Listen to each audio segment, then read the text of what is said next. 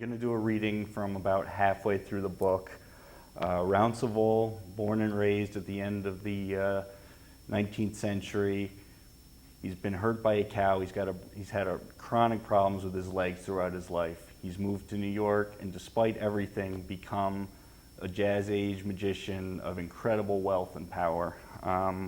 Second only to Houdini, maybe. But deeply distraught after a failed romance with the heiress Margaret Tillinghast, he retires from the stage for a period. He returns about a year later, and he returns as a black magician in black magic. So this picks up with the tour guide about halfway through as Rouncival embarks on a new stage in his career. Please, if you could, would everyone crowd as close as possible into the niche along the near wall?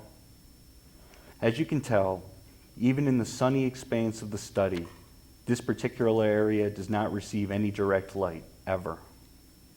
If you would allow me, I'll light the lanterns you see all along the walls.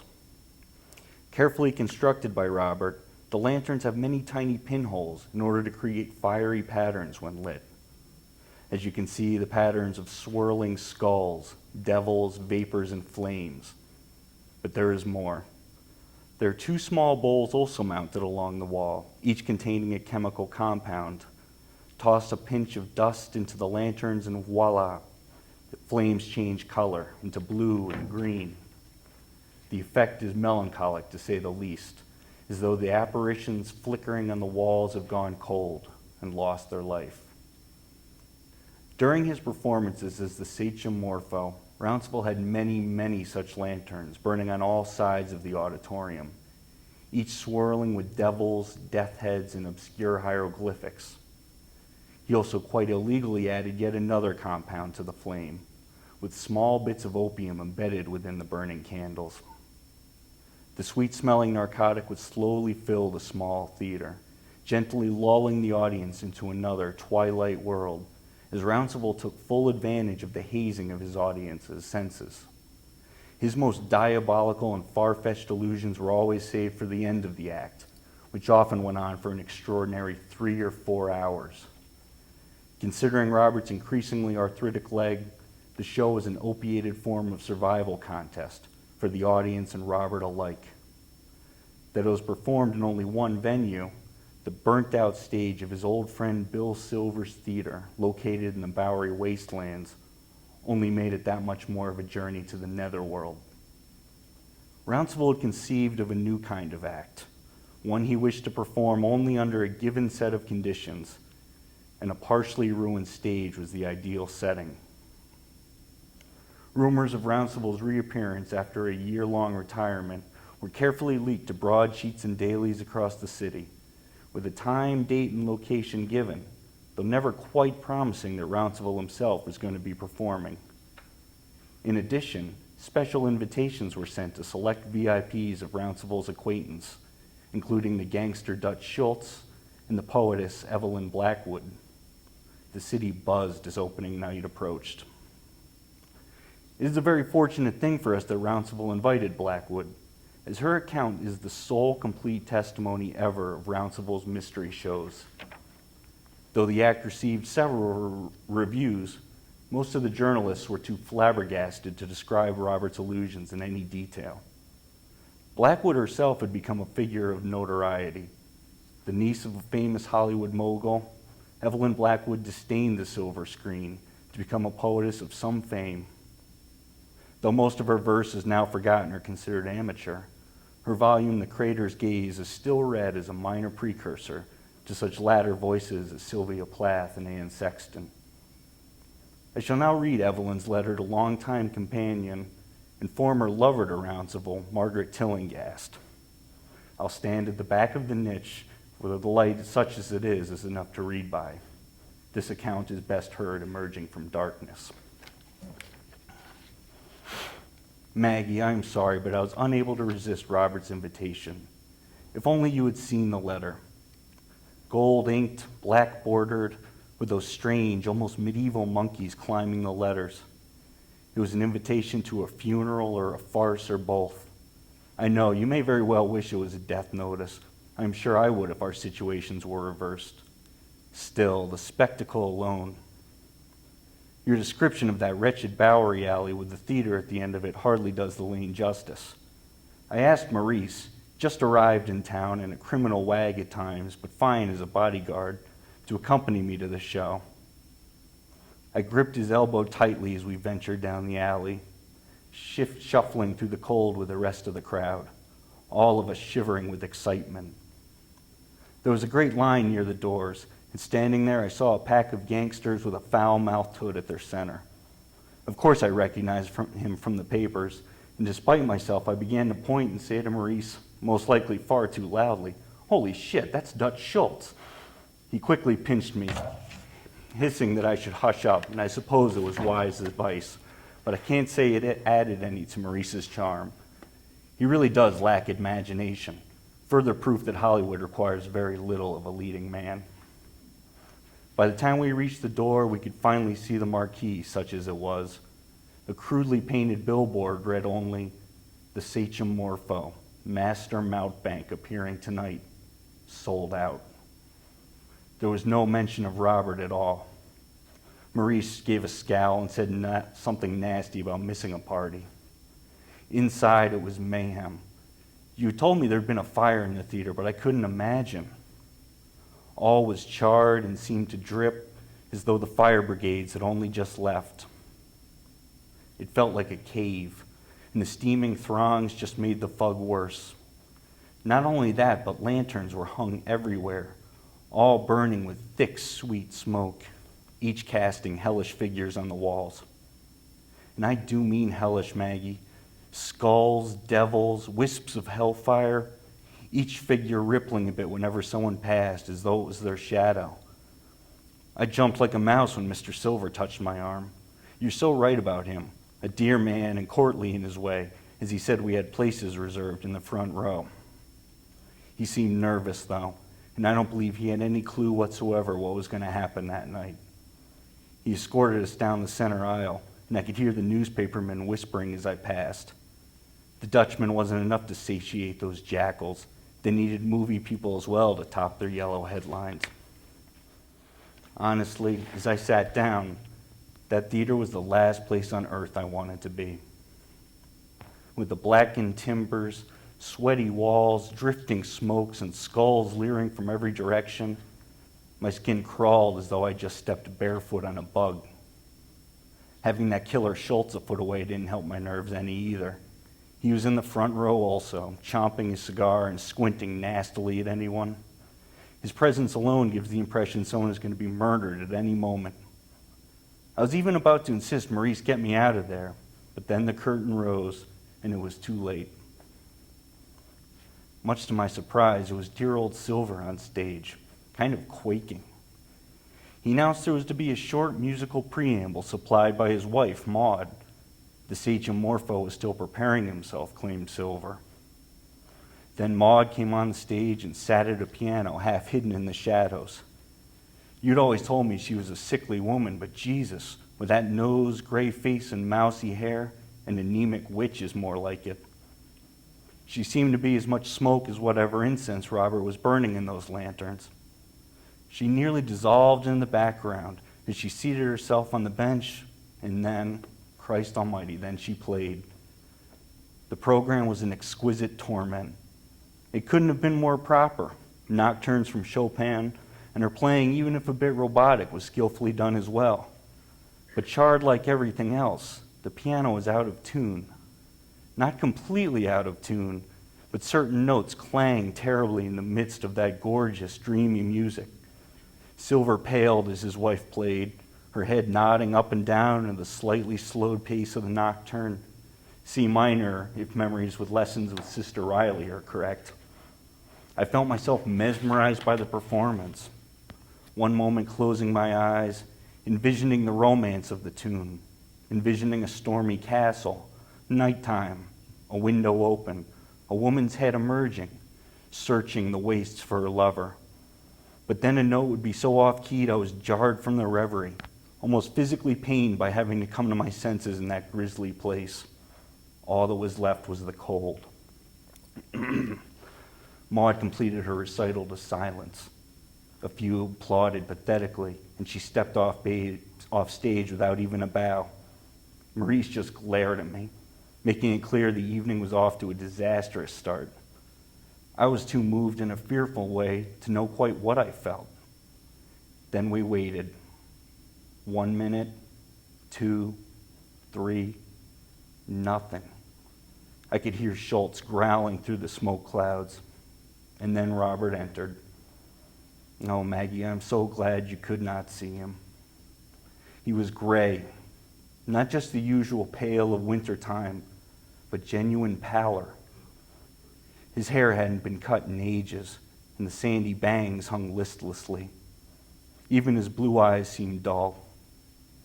He was all in black, of course, but as he came center stage, I noticed that he no longer bothered to conceal his limp. In fact, he almost seemed to accentuate his difficulties, thumping, thumping, thumping on the ashen boards. Then he stopped, drew himself up, and gave the smallest, slightest bow. And the look on his face, scorn. That is all one could call it. Scorn for the theater, scorn for us in the audience, scorn for himself as he rubbed his leg and shot his cuffs. I wanted to crawl beneath my seat, closing my eyes in the childish hopes it would make me invisible. Even the Dutchman felt it, and I heard him murmur, "Christ Almighty." "Good evening," said Robert.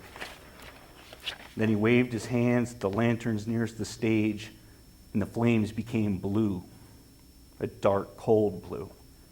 And doused in that iceberg light, he began to tell us about his childhood. Maggie, I swear that was all. That was the illusion, as he described a place he'd been somewhere upstate called Burden Lake. It seemed so simple, him telling of circus folk and farmers and villagers, but as he did so, other voices began to emerge. Terrible voices, cursing voices, choked and angry and embittered, all those farmers and circus folk speaking from the blue lanterns, throttled and drowned sounding. And each told of their burdens, of their poverty, of freezing winters, of beasts dead in the field, of crops failed, loves lost, and serpent-toothed children, of slavery in the cages of freak shows, of slavery in the center of a circus ring, of slavery to landlords and bank officers and grease paint. All those voices, each one hopeless, each shamed and raging, drowned within the blue flames of Burden Lake. Then it was over, and I almost gasped to see Robert alone on stage. It had been another world, other people, a realm unseen, but there he was, just Robert in black, silent. Even Maurice was agape as Robert began another tale. It was hardly even a story.